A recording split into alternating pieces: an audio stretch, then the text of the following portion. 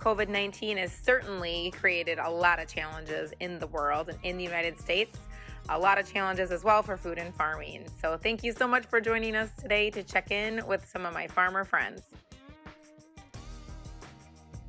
Everyone, welcome to our COVID-19 Farmer Friend Check-in. And I'm really excited to have Valerie and Jared Lumen here and talking about their beef farm. And they are really cool couple, and they're young, way younger than me. So I'm going to turn it over to them and have them talk a little bit about, their piece of farming and food production and what they do. Yeah. So our farm is Dry Creek Farms. We're down here in Goodhue, Minnesota. We're kind of a diversified operation. We raise a little bit of organic crops and then beef cattle. We raise registered Red Angus beef cattle and have been raising them for 20 plus years. Registered cattle has been like our family's, passion project, I guess you could say, for the longest time. My grandpa, when he actually grew up about a mile down the road from here farming, and him and his brother had a registered Simmental herd, and they've been raising registered and selling, breeding stock for many years. And so that's kind of carried on to today. How the type of cattle we have and the way we market them has changed. Now we're cooperative producers for Faro Cattle Company, raising bulls for them, and they do a lot of the development and marketing, which makes our life easier and allows us to focus in on what we like, which is cattle management and pasture management here on the farm, and spend a little less time on the phone dealing with marketing and all the stress that goes into that. So it's been a really good fit for us. And then we've also recently kind of diversified into a little bit more direct marketing, and Val will talk about that. Yeah. Awesome. Can't wait to hear about it. Thanks. Well, we about a year ago, we bought a business from another couple called the Grass-Fed Cattle Company, which essentially we sell meat from our farm and then a couple other farmers around Minnesota and Wisconsin directly to customers in the Twin Cities primarily. So we just love it because we get to really connect the people who are buying the meat from our farm to the farmers who are growing it and raising it, and all the hard work that goes into that. So it's been really fun to be able to kind of connect people to our farm and a couple other farms, and share through social media, and get to talk to our customers when they pick up their boxes of meat. So that's a part of the farm too that we're really excited about. Yeah, and a really cool business, because it's a lot different than what most people would think about buying meat, right? Because most people are going to the grocery store and purchasing their meat. So it's just a different way to look at it, and a different type of product. So why grass-fed? Like, why is that what you choose to do? Yeah. So on our farm, we really have made a focus of our operation on soil health and building our soils, improving carbon and organic matter. And we found that one of the best ways to do that is pasture and perennial grasses, as well as annual cover crops and annual grasses. When you can maximize photosynthesis on your farm, and I don't know how detailed you want me to get, but essentially photosynthesis takes carbon from the air and pumps it into our soils, and that's what builds our soils on our land. And so grasses that can grow from end of March, early April, all the way into October, November, can capture more photosynthesis and more carbon from the air and put it into our soil than any other kind of plant, really. And then using cattle to not only harvest that sunlight, but to take that sunlight and carbon through the plants and turn it into a incredible quality product of meat is just what we believe an incredibly efficient way of building our soils and producing a valuable product that people love. And so focusing on what we know, which is grass and pasture management, and using cattle to do it has been really beneficial to us. Another side of that too is that it allows you to operate in a little bit lower cost or lower input way. Our money is tied up essentially in land and cattle. We don't have to or depend on, expensive equipment, and that makes it a little easier for a younger guy like me to buy into an operation without having all of the overhead and buildings and equipment costs that go into it as well. It's kind of a lower input model, and that we feel really benefits our land. Right, and you are in a quality product as well. So yeah, yes, absolutely. I mean, beef in general is just so great. So what is your landscape like? Because I think that's an interesting thing to mention of where you live. Like, what's that landscape like? Because it maybe looks a little different than the flat areas that I live in, but what kind of landscape do you have? Yeah. Yeah. So we're kind of right almost on like this edge between really rough, hilly, woodland country, and we're about 20 minutes from the Mississippi River Valley and stuff. And so we're kind of in that area. And then you go a little further away from that and it gets flatter. So we're kind of in rolling hills, lots of slopes, but kind of unique and beautiful country that we really love. And a great spot to have cattle. Yeah, not super easy to, grow crops on some of the land that we have cattle on. So really helps with, soil erosion and all of that, having plants and roots in the ground all year round. So what do you love most about what you guys do? Other than that, you get to be together. Because I'm sure you love that too. It is great, especially with our direct marketing business that we get to sell directly to customers. That I get to be home, but as we speak, I'm watching out the window and there's a couple of little pairs of calves that were born in the last few days, running around with their tails in the air out in the pasture outside of our house, and it's just so cute to see the little ones. So definitely calving season is one of my favorite times of the year.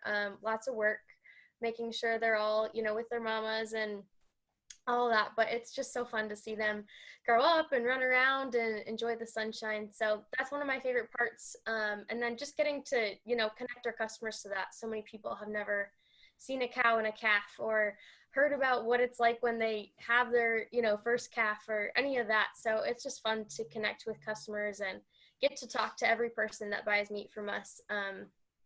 And help them know that they do know a farmer, because so many don't, with only 2% of the population or less, I think it is now, being directly on the farm.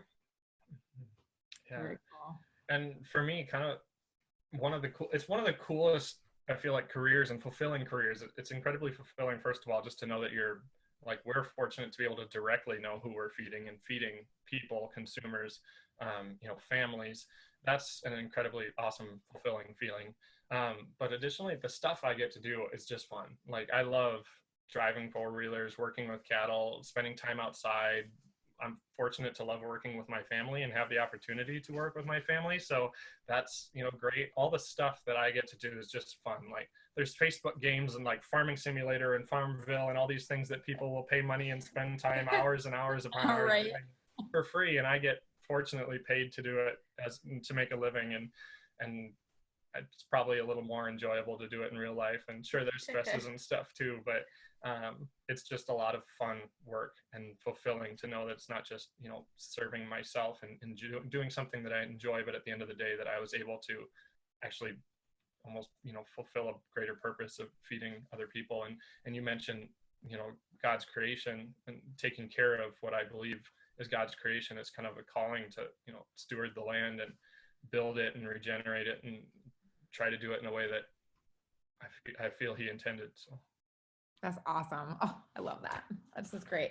And I think it's really cool that you guys have maybe a different market than a lot of other beef farmers. But what are some of those major challenges right now? And COVID-19 related, are there any challenges that are different for you guys with that? And in general, what are some of the biggest challenges that you have on the farm? Well, as far as our direct marketing business goes, and related to our farm too, is just trying to keep up with the demand for product. So right now, everybody is seeing in the news about the processing plants closing and just a lot of uncertainty. And like I mentioned, not a lot of people know a farmer, so they don't get to interact with them and actually hear what's going on. And so we've actually seen a huge increase in the number of customers and calls I've been getting about buying beef directly from a farmer, because they want to know where it's coming from. They want to know what's actually happening, because people are seeing so much in the news. So right now, a challenge for us is trying to keep up with that. It does take a while to, raise a steer or a heifer all the way through till it's ready for market, especially on grass. So we can't just get more product instantly. And we're basically out right now. So we're trying to work on finding a couple other farmers that use the same practices that we do to keep up with that demand. But that's definitely a a challenge we're seeing right now. And then just beyond that, just some uncertainty in, the markets and what's going to happen with everything going on with COVID-19. So just like everyone, just daily stress from not really knowing what the future holds, but still feel really blessed to be able to, be out in the country and have space and get to care for all these great animals. It's really a blessing. Yeah, to echo that, the biggest thing probably is supply management right now, trying to figure out where, because it's, the mainstream beef industry and stuff is fairly liquid and you can find cattle. Majority of it is that, but to get a grass-based product, grass-fed product, not only is it a smaller percentage of the population doing that, but those people probably already have it marketed and know where it's going. It's a very kind of specific and different kind of management style that requires an additional level of management and complication to get a quality beef product finished on grass. And so it's not like you can just go out and pick it up anywhere. So that's a challenge. But yeah, there's a lot of uncertainty and knowing what's going to happen and trying to figure out how much we'll need next year. We could, because it's 24 months, potentially more, to finish an animal on grass. And so we can book, potentially get some 12 months out and stuff, but who knows where the market will be at that point. Will all this be over and people not be interested anymore, or will it carry on the way it is and we'll need twice what we plan for now? And so supply management's a big challenge. That's what's probably been taking up the majority of our mental capacity at this point, is figuring that out. And then processing shutting down the big processors, that affects the local processors too, as people try to find places to go with their meat. These plants that are shutting down are processing 5,500 head a day. And when, one of them shut down, even for a short period of time, that's millions and millions of meals daily. And that affects our local processing plants too. And so it was crazy. We had 2 animals go to butcher and that were ready to go. And I called about 2 weeks ago and said, when can you get me in? He said a week and a half.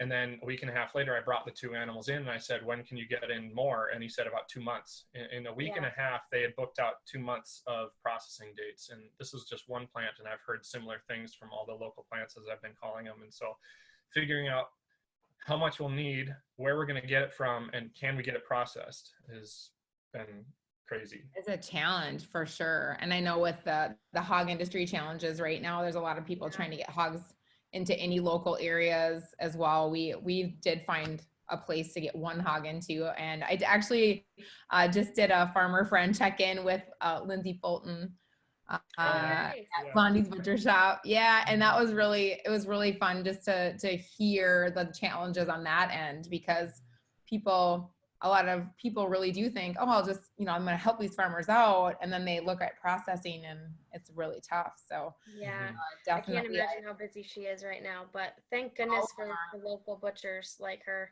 who, have just stepped up so much during this time. Like, I don't know where we'd be without them, because, just so many challenges, but. Yes, absolutely. So many challenges. So my last question is, what types of things are you seeing that are inspiring you right now with this, the COVID-19 and just in your community or anything else that you're seeing that is really inspiring? Yeah, well, I guess just in our community with our customers, they've just been so supportive during this time.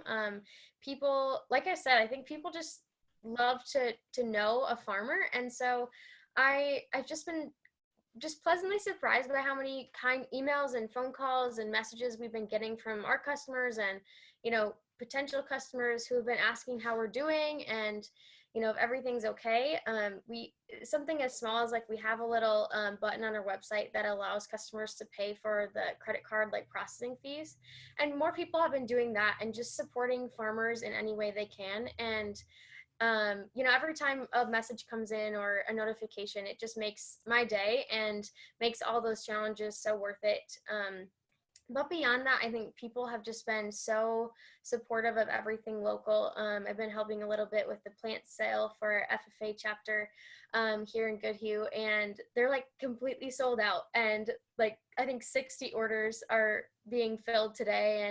And I just love the support that everyone has and how people are coming together and sharing posts for the pig farmers like you talked about, who have so many pigs that are ready to go to market. And sometimes challenges as big as what we're facing bring people together in the most incredible way. So just the little things every day, I think, have been just giving me that little ounce of encouragement to keep going and get through all the challenges, and hopefully everybody else too. Right, absolutely.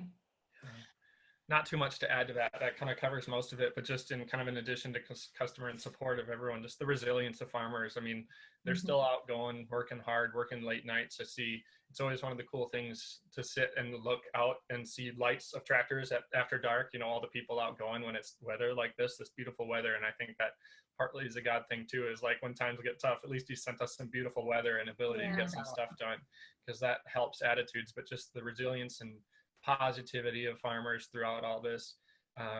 It's scary times, and yet people keep going.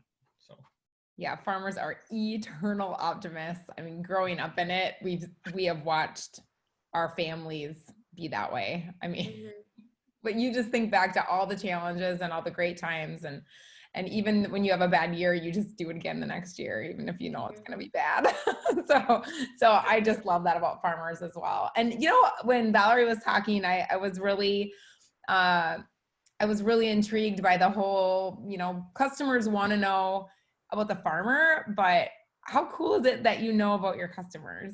That is such a neat, thing as well, that a lot of farmers don't get that chance to know their specific customers. So that's pretty cool too. Yeah, it is. And people are so thankful, for the hard work that goes into the meat that they put on their table for their family. And some people just don't get some farmers don't get a chance to hear that from customers because they're not sure whose table it ends up on. So it's just a cool place for us to be in, that we do get to hear that our customers love it and are thankful for our hard work. So in case there's farmers out there listening to this that don't have that, people are really grateful for all the hard work that goes into the products that we raise and grow every day. It's just like farming, I think in general, can be somewhat isolating. Like you buy stuff in and you sell it out, but you don't really know anybody on either side, and you don't know where it's going. And it's kind of neat to see and hear from our customers the challenges and struggles they're going through. And it's not just ag, and it's not just our industry that